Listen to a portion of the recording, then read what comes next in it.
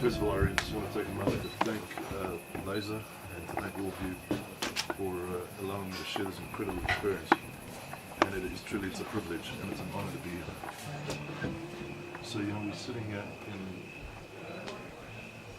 the darkness of Africa, which they refer to in Zulu as which means a covering, actually. And the reason I call it a covering is because what darkness does, what nighttime does, is it conceals the revelation of daytime. So there's actually a phenomenon taking place. There is something happening right now in this moment in time, in live, real time, as we are sitting around this beautiful fire with incredible, beautiful village songs, and not 2, 5, 800, 1,000, 1,200 feet out. Literally all hell is breaking loose out. There's stuff going on. There are lionesses taking out wildebeest wholesale. There's zebra that just walks straight into a snag and snap trap that a leopard set up. There are people tempting fate over the Mara River, trying to cross, crocs taking them in. Some young, sub-adult wildebeest just stepped on a rumkals or a black mamba and got an injected venom, took it out. And all of this is happening as we are sitting here in this moment in time, possibly oblivious to it.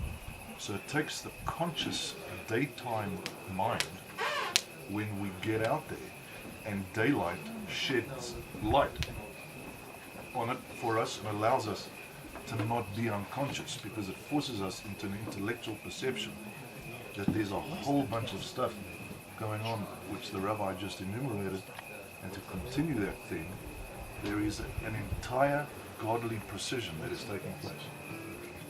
The problem is, in life, 50% of our life is spent in darkness. And we don't have we are not entirely tapped in to the reality that darkness is simply a concealment of light.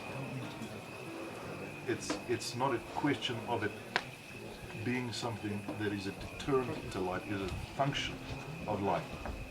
Tomorrow morning the sun will come up, it'll shed light on it. We'll be able to see and gain perspective and see the working dynamics at play.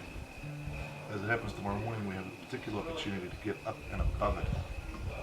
You'll get up in a hot air balloon and you'll rise above it, and now you'll gain an entirely new and different perspective, and you'll be able to see scope and see your relevance as an individual within the scheme of the totality of it.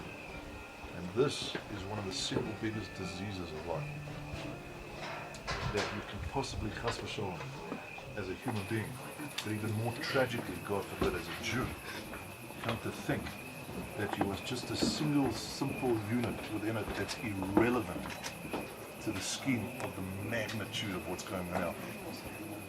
As the rabbi was saying, there are millions of these wildebeest out there, and one single one of them really disturbs an entire ecosystem. A blade of grass is not right. And this disease, I often refer to it in my family as social security syndrome, that you are literally another number that got spat out of a computer. And that thing is just a mechanism of function. It's just a thing in the world that is the absolute essence of the Yetzer Hara, of the Sitra Achra, of Amalek. It wants to come and disturb us into the unconsciousness of existence. It wants us just to fold in and just become part and parcel of the working machine and live in this darkness that America calls consumerism, other nations call socialism, other people have this name for it and that name for it. But along comes a Yid into the world, a Jew, and says, hang on a second. Baruch atah Hashem, Elokeinu melech haolam, yoytzer oir v'orech Hashem.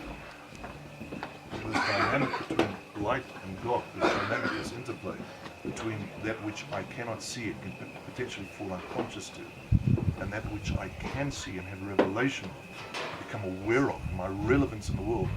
This is a divine, godly thing. And we, Jews, are the people that come along and instead of dissing it and dismissing it and negating it and putting it underneath the table, we engage it with both hands. We hold this thing.